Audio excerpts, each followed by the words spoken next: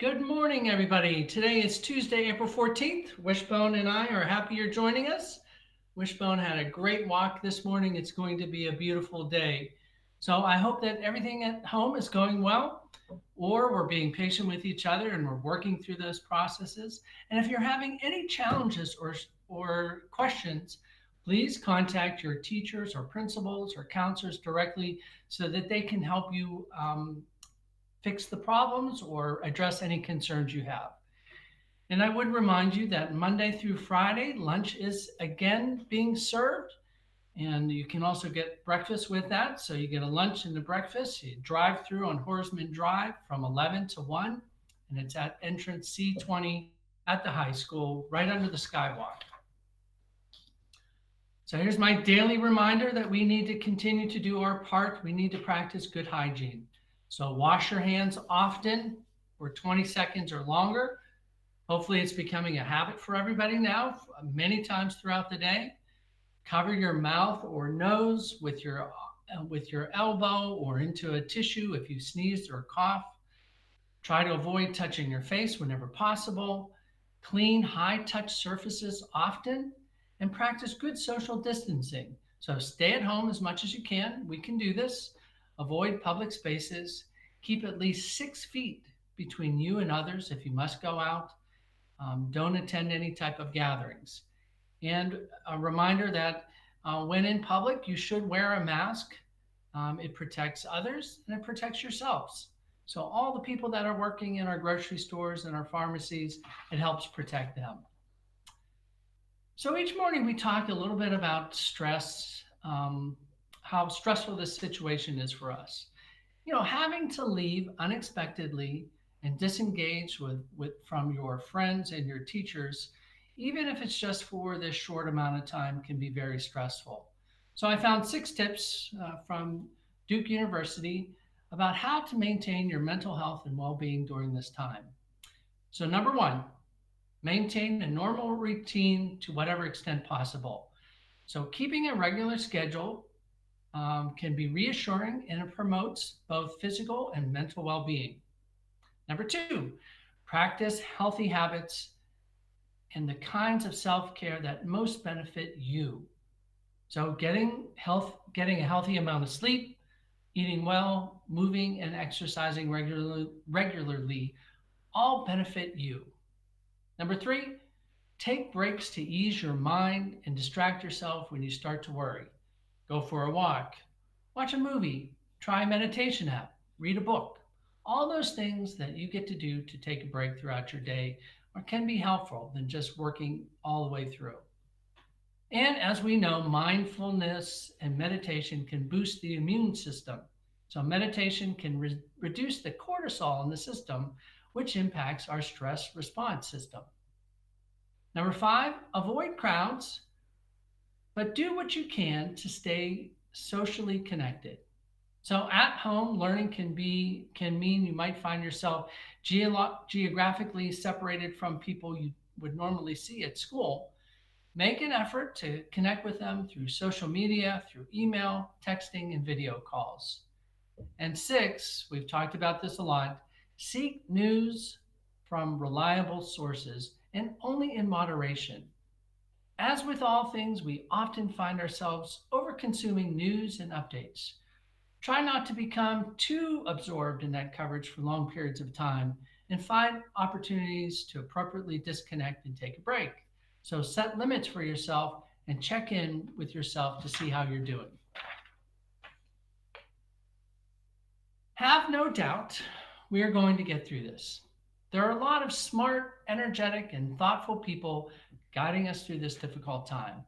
There are a lot of committed doctors, nurses, and healthcare workers who are doing everything they can to address the needs of the sick and keep us healthy. So, working together, we can get through this. And although this may be a traumatic at times, I am looking forward to post traumatic growth. So, we can either be victims or we can be victors. So, don't let yourself be a victim, be a victor when we get through this. So, how'd you do yesterday with your gratitude flower? This was my gratitude flower, and I had it up in my window, and I just took it down for us to take a look at. The second one I put up. So these are the people that I'm grateful for. Hopefully, you'll take an opportunity to do that at home too. And you don't need to cut out petals with paper. You can just write it down on a piece of paper and just keep it someplace. You can write it in your journal. It's another great activity that you can do. So now for our younger students, we're going to do bubble breathing. And it's exactly as it sounds. We're going to play with bubbles. So let me turn our camera here just a little bit. And some of you may have some bubbles around your house or apartment or the place that you're staying. And you can go get those, or you can do it a little bit later. You can open them carefully. And it's really, really simple. Take a big breath in and gently blow out the bubbles. And it's our breathing practices we do. But what's really nice is you get to see a visual representation of those bubbles going out, that breath going out. So breathe in happiness and breathe out all your fears and concerns. So let's do that a little bit.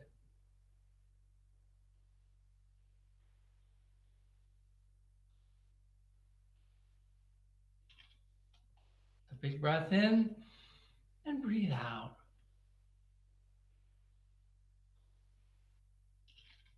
Big breath in and breathe out.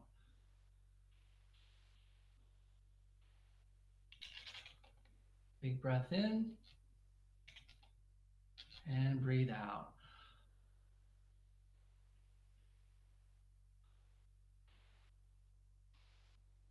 That's kind of interesting to do. And surprisingly, it didn't bother Wishbone one bit. So watch all your cares and worries float gently away. So that's something we can do. Take a big breath in and blow out. So I love doing bubbles from time to time. So next I have a taking in the good. So I use this little jar to help with this little project right now. So some top scientists believe that our brain has a built-in negativity bias, meaning it tends to focus on the bad rather than the good. In our day-to-day lives, there are many good things that happen and some not so good things that come up during the day too. But clearly, the good outweighs the bad. The reality is that our day is often filled with many positive things, but unfortunately, that negativity bias allows us to only remember the negative. So let me show you what I mean.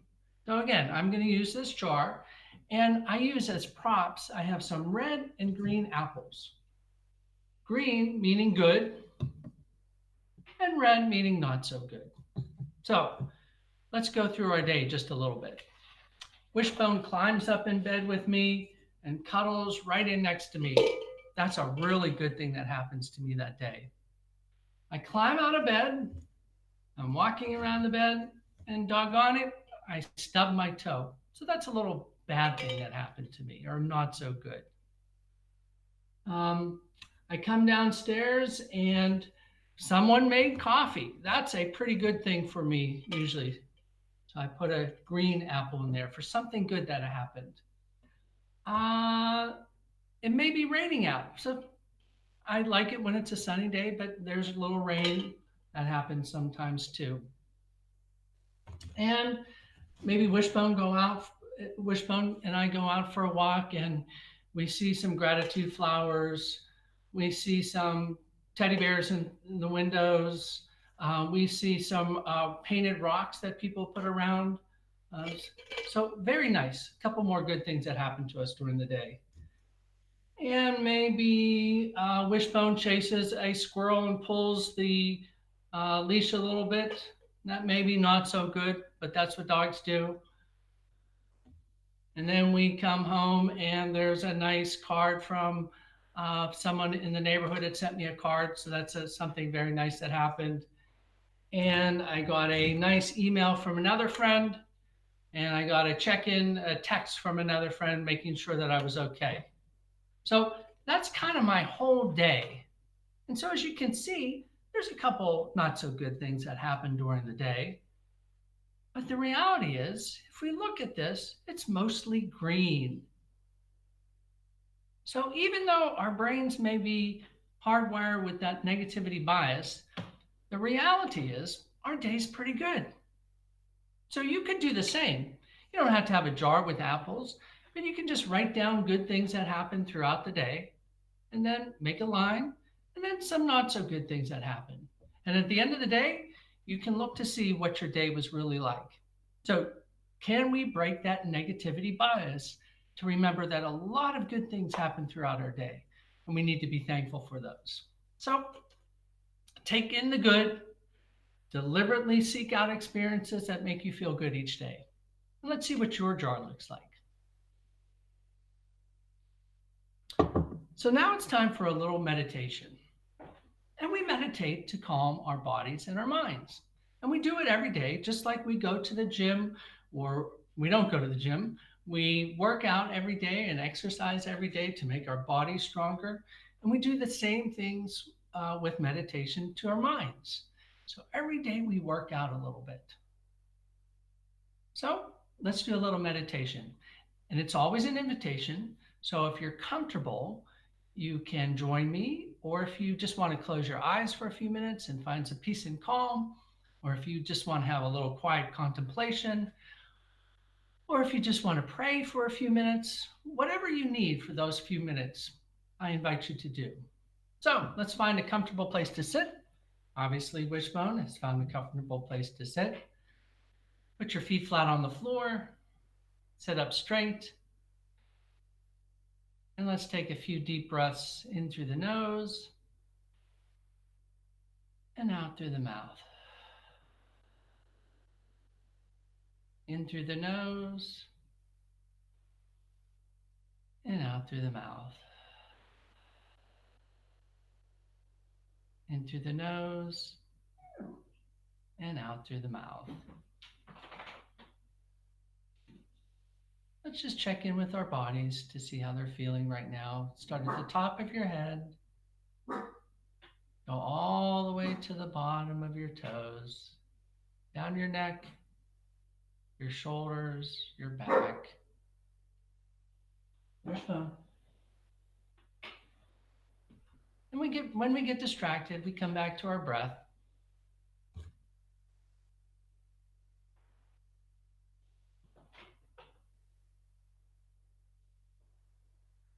And let's just find our breath again, see if we can feel that expanding and contracting.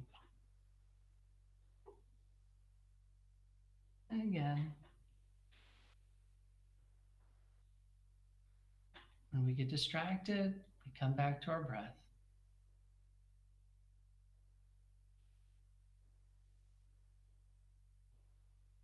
And let's do one of my favorite activities to breathe in peace and breathe out calm. Breathe in peace and breathe out calm. And again, when we get distracted, come back to our breath.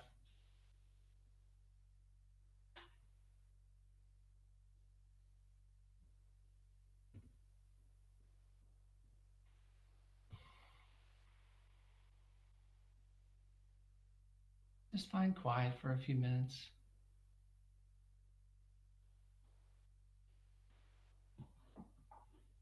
Again, when we get distracted, come back to our breath.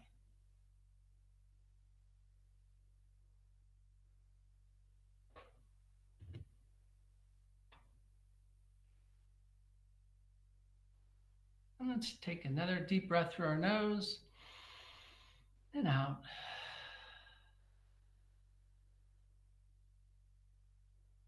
Let's try to remember what a great day this is and all the positive things that happened to us. And when you're ready, you can open your eyes. So see, sometimes even when I'm meditating, we can get distracted a little bit, wishbone, or a sound that we hear in the house. And again, the real strength, when we strengthen our muscles, we flex them. So when we go away, we come back. When we go away, we come back. And we're building that muscle, that mental well-being muscle, that calmness muscle. Every time we're distracted, and we can come back to that peaceful moment.